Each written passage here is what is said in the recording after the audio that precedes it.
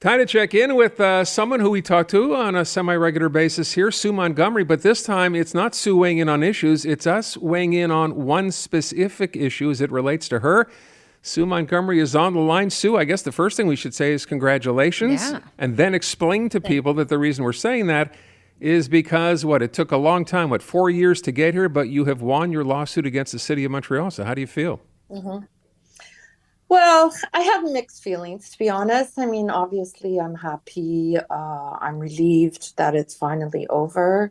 I can finally get on with my life and turn the page. I don't know if people can appreciate the stress and I don't know, just the disappointment. And, I suffered a very severe depression because of all of this. And was it worth it? I don't know. Which part of it was Um, was which part of it worth it, Sue? The, well, the I mean, court case or being mayor? I look back on it and like when this first happened, when my chief of staff, Annalisa, was accused of psychological harassment, and I was told by the mayor that I had to fire her. I consulted lawyers and many of them said, "Oh no, like you're not going to win, just fire her." And I just couldn't. I couldn't because it was wrong. There was no due process. I hadn't seen this report. Um, and I was just very fortunate one day sitting in city council all by myself because I was kicked out of Projet Montréal. So I'm sitting there sort of with the dunce hat on. And out of the blue, Eric Oliver, my lawyer now, he reached out to me via email and he just said, "We need to talk. Like, I've been following your case and it doesn't make any sense." And it was like this guardian angel flew in and helped me. And he has been absolutely amazing. He's not only been my lawyer, but he's been my therapist and my cheerleader and has picked me up when, I wanted to quit. Um, and so I have to thank him.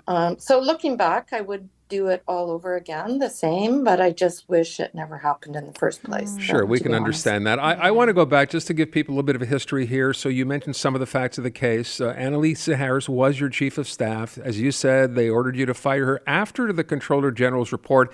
And I thought, and I'm going to guess your lawyer said the same thing to you, and I remember talking to you at the time, your issue was, okay, let me see the report, and the city didn't want to Right. let you do that. Right.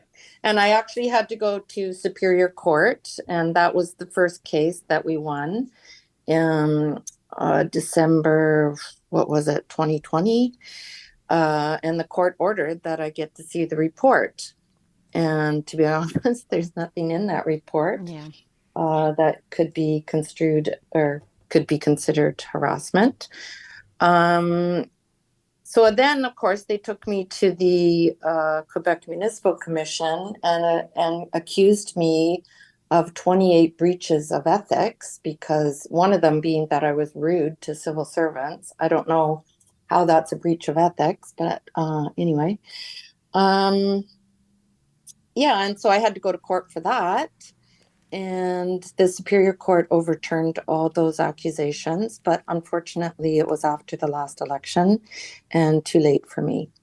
So I haven't worked since then, and it's been very difficult for me to find a job because, of course, my reputation was severely damaged. And luckily, the city has now said that I was not responsible for a toxic work environment, which is what they kept saying I was responsible for. And yeah, so now I can get on with my life, So I would it be hope. fair to say that you think you lost that last municipal election because of this and only this? It's hard to say, it's really hard to say, but it certainly didn't help, right? There was a lot of confusion among the voters. A lot of people just wanted the what they saw as infighting to end, but a lot of people didn't understand that I was trying to fix things in the borough.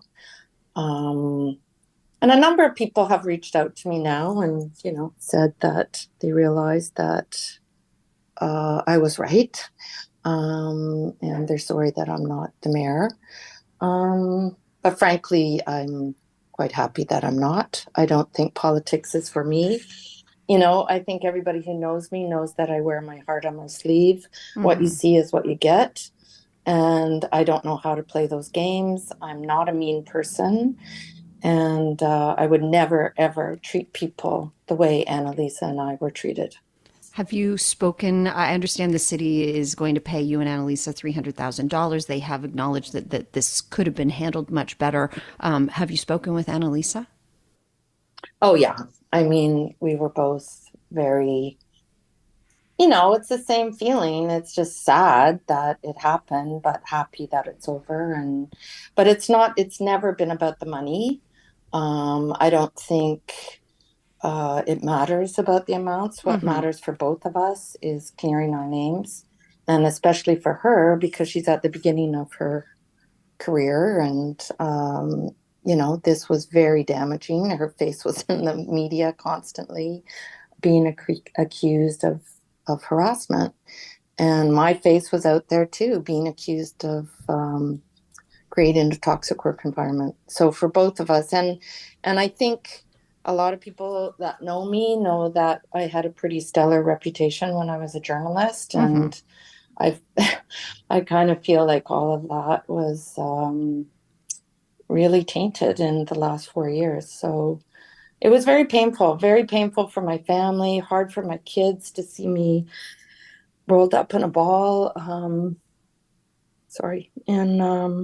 And bad many times, not being able to function.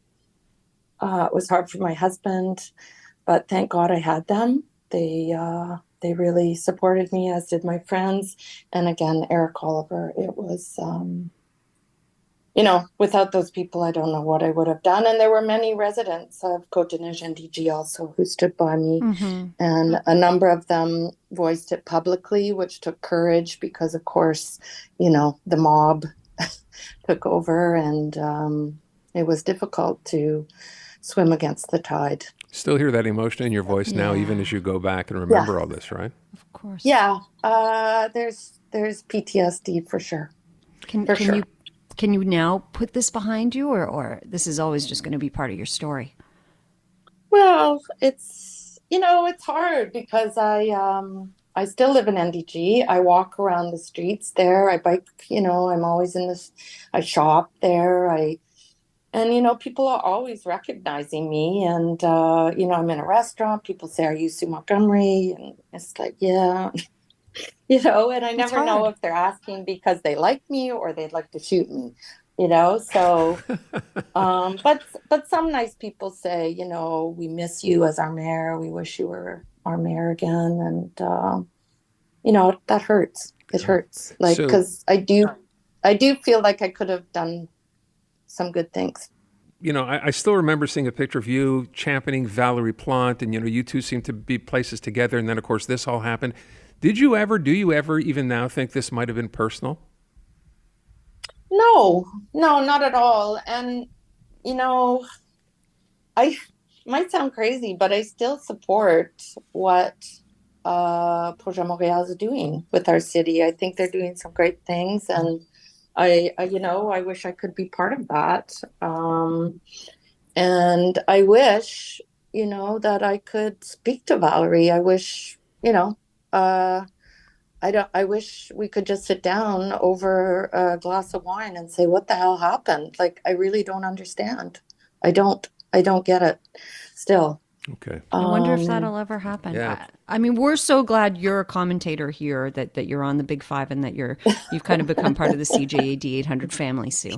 You still have a voice. Well, yeah, I'm happy that I can have a voice, and because let's face it, we don't have a lot of opposition at the city, and journalism is also very important, because without journalists being watchdogs, we see what people can get away with. So we really, really need the eyes on the powers that be, and to make sure that people are doing what they're supposed to be Yeah, doing. ain't that the truth? All right, Sue, we want to thank you so much. I know you're out of the country. Appreciate you taking the time for us today. And again, sounds odd to say, but hey, you know what? Better to win than to lose. So congratulations, on finally having this come to an end. Yeah, absolutely. Thanks so much. Thank you. Thank you, Sue. Take care. Okay.